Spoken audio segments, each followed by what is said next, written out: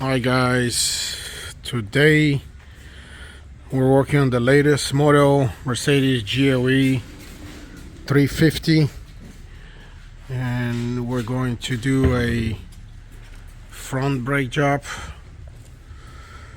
And as before, this is the left side. We'll start with the left side and it'll be easier for you to turn the steering wheel to the right so you have control over these, so it's towards your side. You have space to work on this side here. And before you open the caliper or separate the caliper from the caliper holder or the caliper bracket, always the easiest thing that I do is, in this case here, because you have the piston on the inside only, we're changing actually the rotors and the brake pads at the same time, so I'm not worried about damaging anything. So in order to get the brake pad or the pistons back in, I'll just use a screwdriver and just push it in lightly. This is the easiest way. It'll save you the time afterwards. And as you can see, it's just going back slowly all the way in. That will be the best possible way and the fastest. Okay, just make sure that it's all the way in. So this is the brake pad and this is the surface, and again just check it. It looks like it's in. Okay, and now we have to disconnect the caliper. It uses these two bolts and they're 50mm.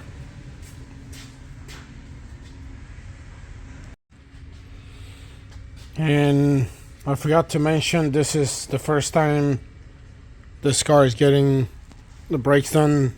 This vehicle was purchased brand new, and these brakes have around 30,000 miles, so that's about normal. And as you can see, there's an edge, and in this case, with German vehicles, as I have mentioned before in my other videos, you must replace the rotors and the brake pads at the same time.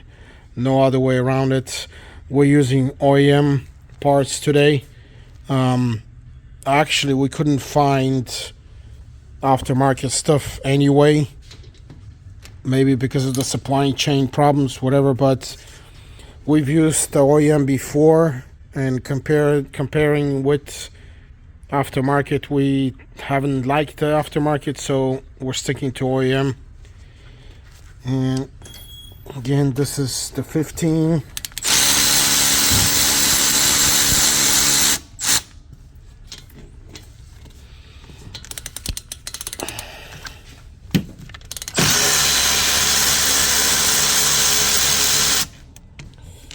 As always, prepare your bungee cord so you can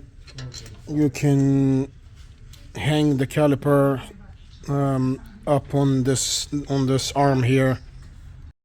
Okay guys, upon releasing the bolts here, the 50mm, and we can see the inside pad is loose right here, but something is happening here, and the caliper doesn't want to come out from this outside pad.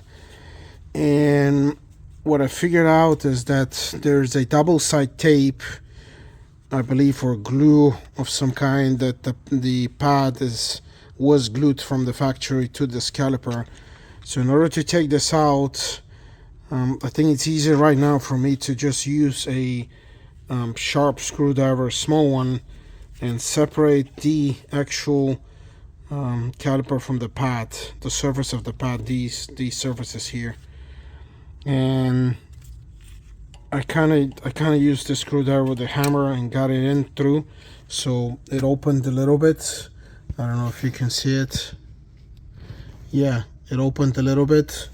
So I'm going to use another screwdriver, a bigger one, to get in and separate. There we go.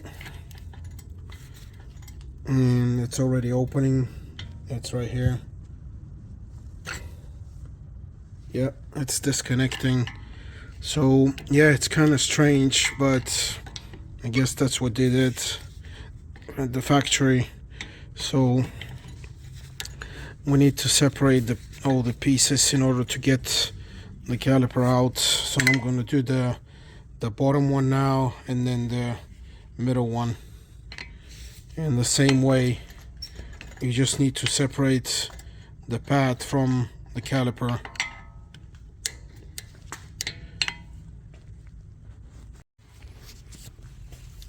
And to finish this, just the same way, I use the screwdriver on the top with a hammer to separate the upper leg I used for this middle one inside between the caliper and the brake pad, and the same way down here.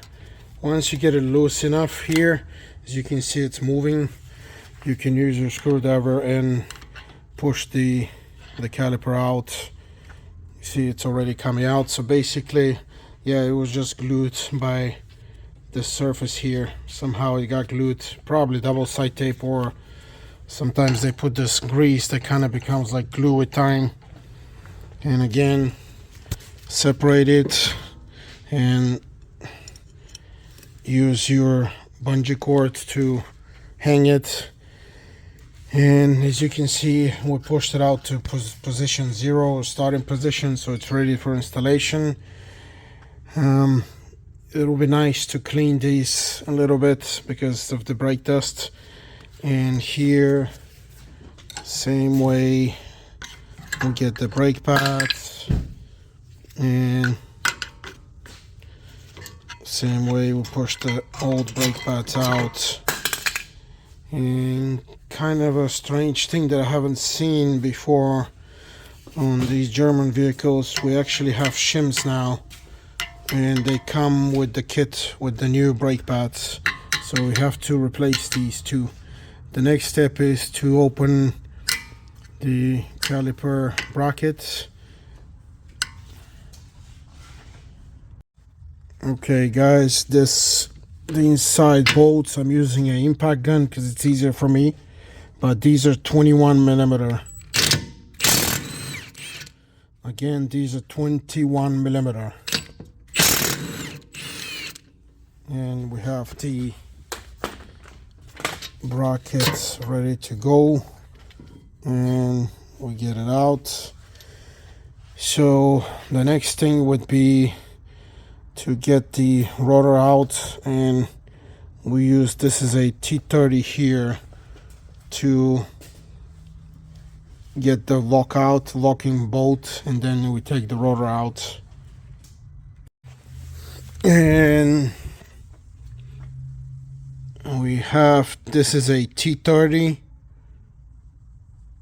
it's a T30, and slowly, very gently, you disconnect the locking bolt because it has some thread lock. They usually have thread lock. I found easier to use a tool like this, and of course very gently, because of the force being straight in the middle. I've tried to use the little ratchet, 90-degree ratchets, and I've ended up stripping the actual bolts or breaking the tools for some reason. The 90-degree ratchets do not work on these bolts. So this has these little guides that this disc or rotor goes in. So now we need to disconnect it, of course, because it's kind of glued from in the installation in the factory. We need to use a hammer to actually hit it. We're gonna hit it right here to make it disconnect.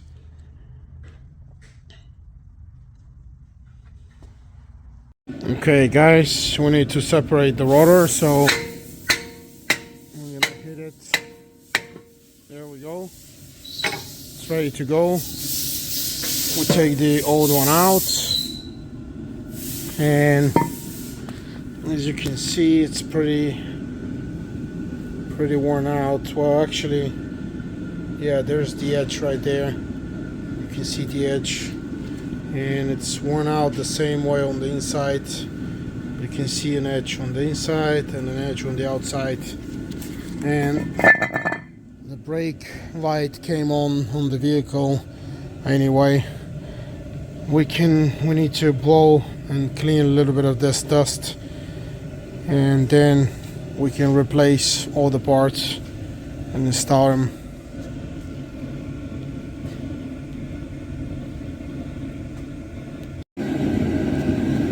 Okay guys, we're using a professional grade degreaser to clean this, and then we're going to use a brush.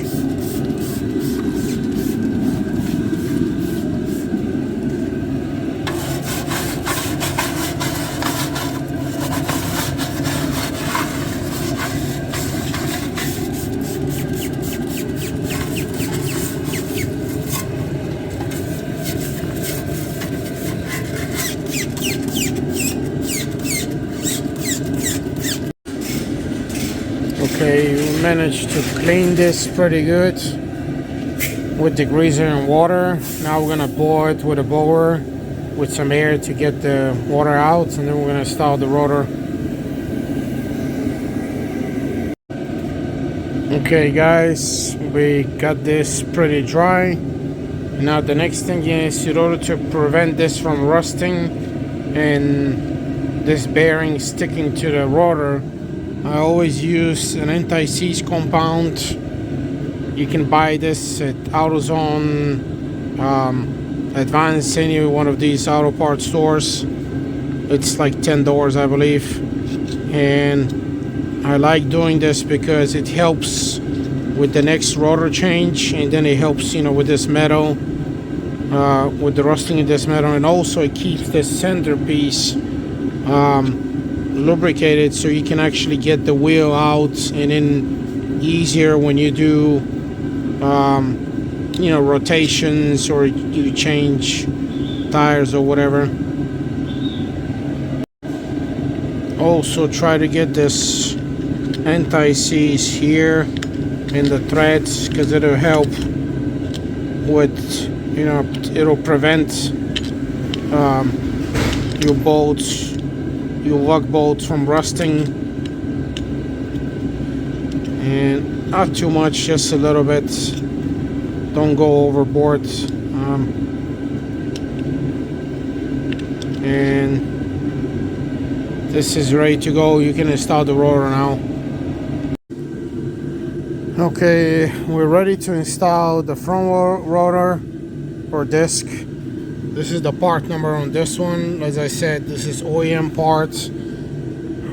It's kind of interesting that I see something that I haven't seen before, and it's these markings here, or it's not a mark, it's a stamp in the disc, and it's about 1 millimeter empty, or the depth is about 1 millimeter, if not even less, and it's here towards the end, the outer end. This little dip is in the middle, and that's toward the middle size. I think these are depth indicators for wear on these rotors. Ours, the front ones are gone, therefore, you know, these are gone. Actually, we can still see them on the rear, and I'm gonna do the rear brakes in a little bit. And so yeah, that's pretty interesting. So these rotors, do not remove this this layer of primer paint, whatever it is, because it helps with the brake pads and the braking in of the new brake pads. So you only need to make sure that you don't have grease anywhere. So I'm going to use a little bit of brake cleaner to clean these, and then I'm going to install them.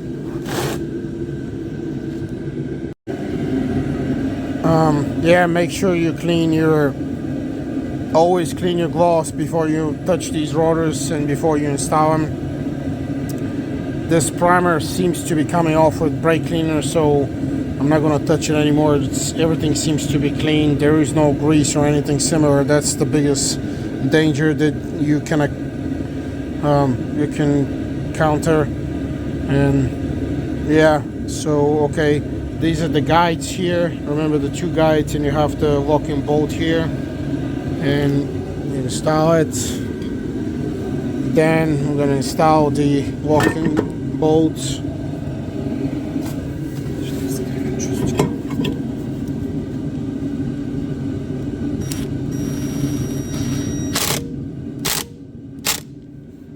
And that's it.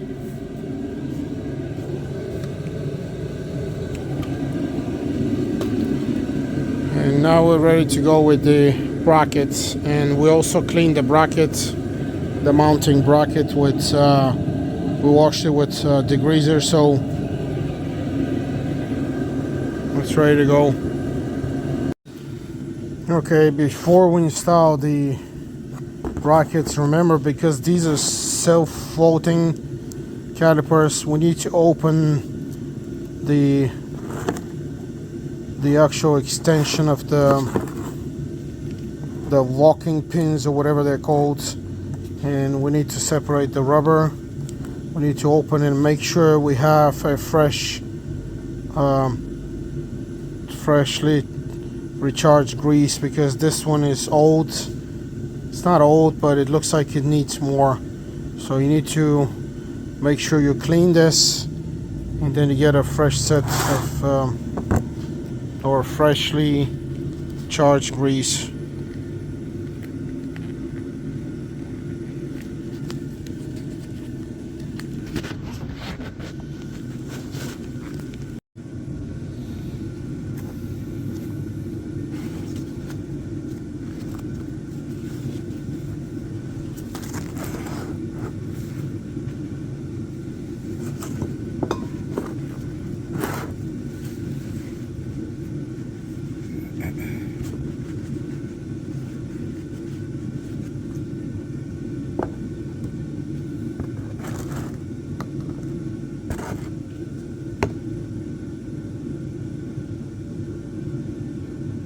And all you do is get a kind of a big smudge, and you try to get it back in.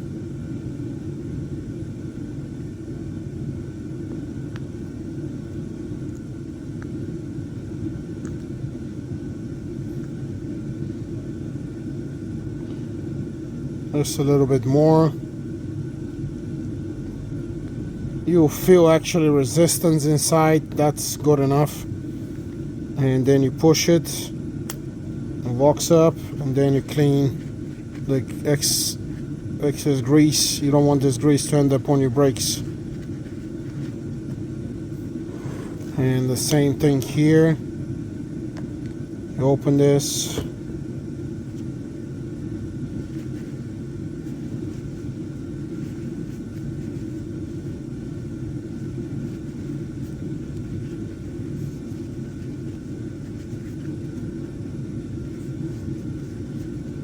Clean.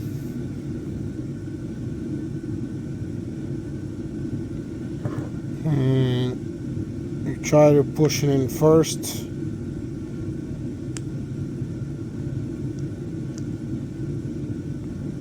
Once you feel the resistance, then you're okay. And you push it in, that's it. And you wipe the excess grease, and you're ready to go.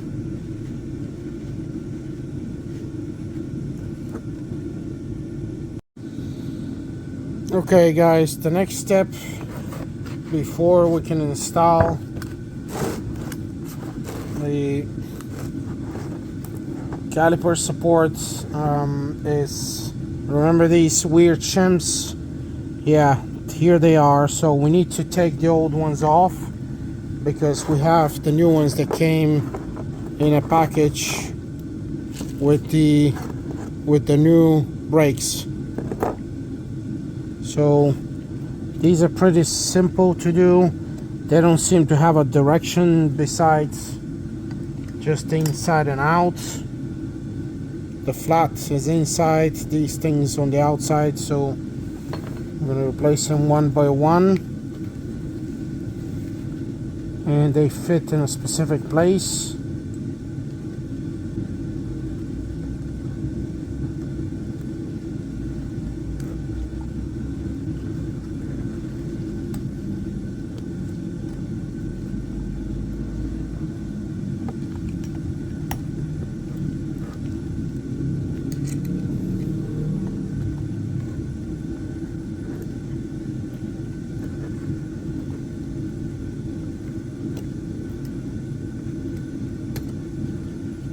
Looks like it's easier to install this one first, the smaller one first, and then you push the inside in like this. So this one first on this end, and then you push this one.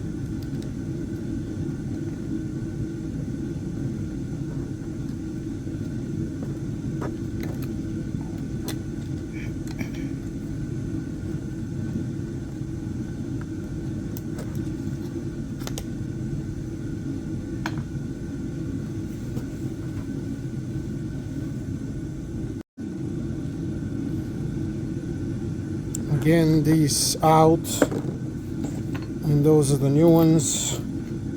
You do the outer first, and then you press the inside one. Looks like it has this lock here. That's why it's easier to do this one first and then press the other one out or in. So this one, and then you press in.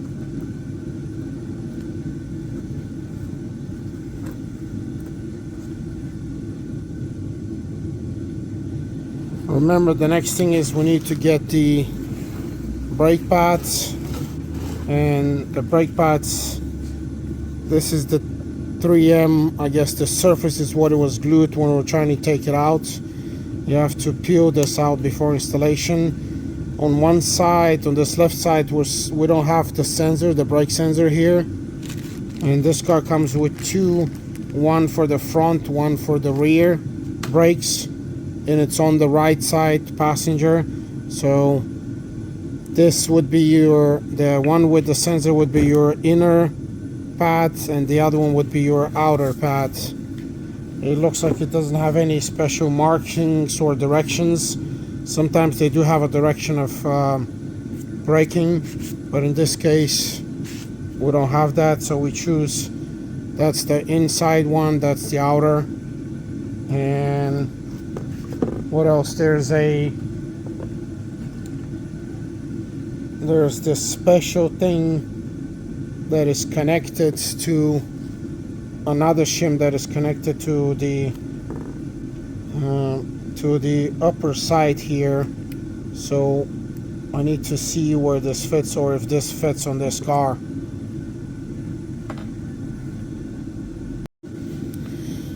Okay, we have on the old ones these locking shims. They were on the top, and we have this in the package. We have a bunch of them. I think we probably have like maybe 8. 1, 2, 3, 4, 5, 6, 7, 8. Yes. So I'm thinking that they're guessing that we need to install these on the upper and lower side of the front brakes, even though originally it only came with one on the top right here. So we're going to install the original one on the top.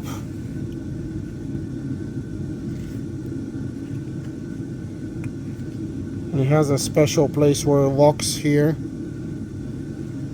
And I think I'm going to do 2 of these because we already have them in the package.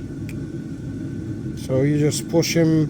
It has a special slot here, and this is the outer side,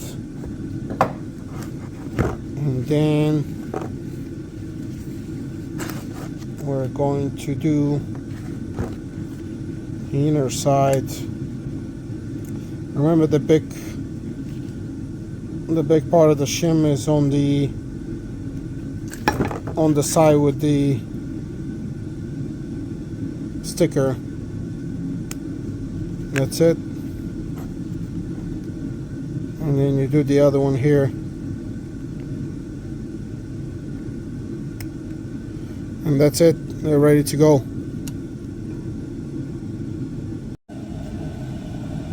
Okay, now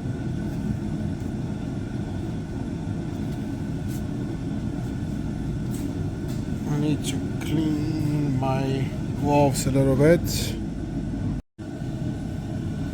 Okay, we're ready to install the supporting brackets. Again, the new shims are installed, everything is in order. Right here, the bracket is clean. We clean it with the greaser as much as we could. And install it back. And remember, we have the 21mm bolts. They're right here. And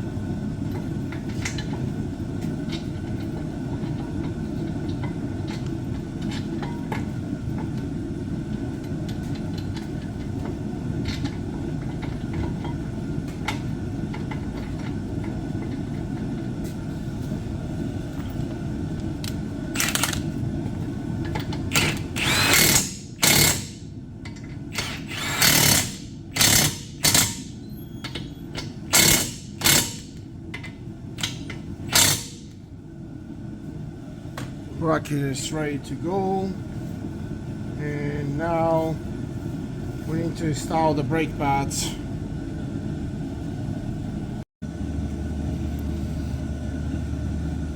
Okay guys, remember the outside one is the one that doesn't have the hole, so you need to slide it through.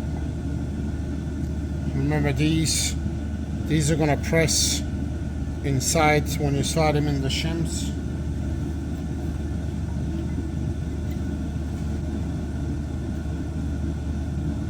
Actually, the way you need to slide them is with the forward side in order to press the shim, and then you press on the back side.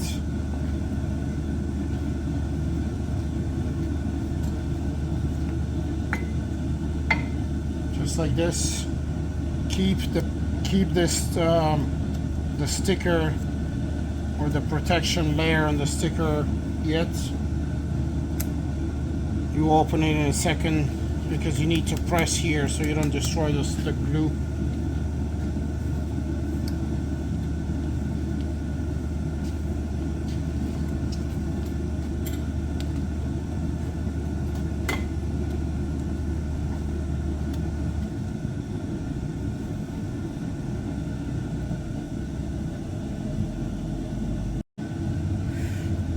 Okay, now you check if your brake pads are solidly installed, and again you press the inside first, and then in order to press the shim, and then you press the outside second. Again, the hole for the sensor is in on the inner pad. Now before you install the caliper, we need to actually clean this caliper because it's pretty dirty. So I'll be back in a second. Okay guys, we just cleaned the brake caliper, and remember, before you install it, you need to peel off the protection layer here and the outside, and then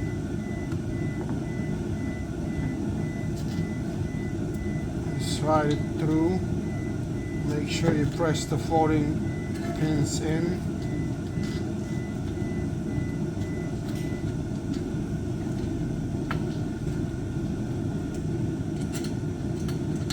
And then you install the 50mm bolts.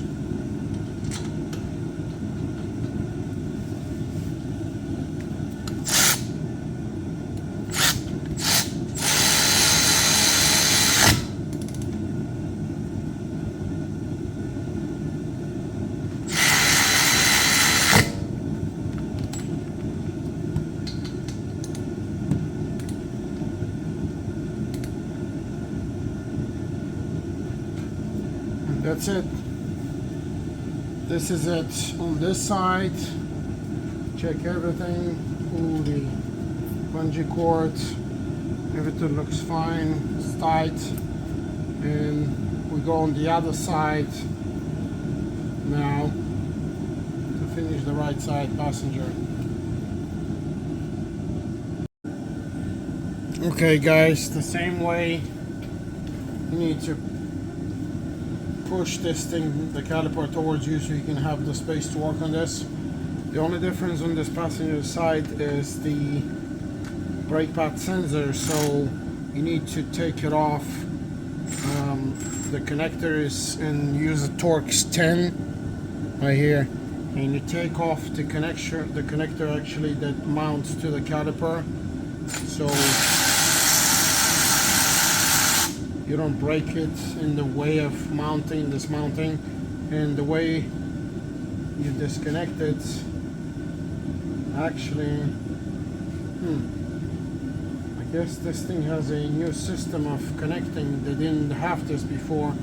There's a metal pin here. Okay.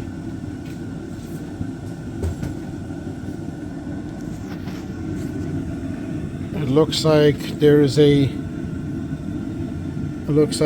metal pin here, right here. We need to get out. They didn't have this metal pin before, so it looks like we need to take this out by pressing this pin out here, and the same way on the other side. So we actually slide it out, and there you go. Disconnects. Make sure you keep this pin, you don't lose it. And you see it has this strange ridge here, so this is on the outside.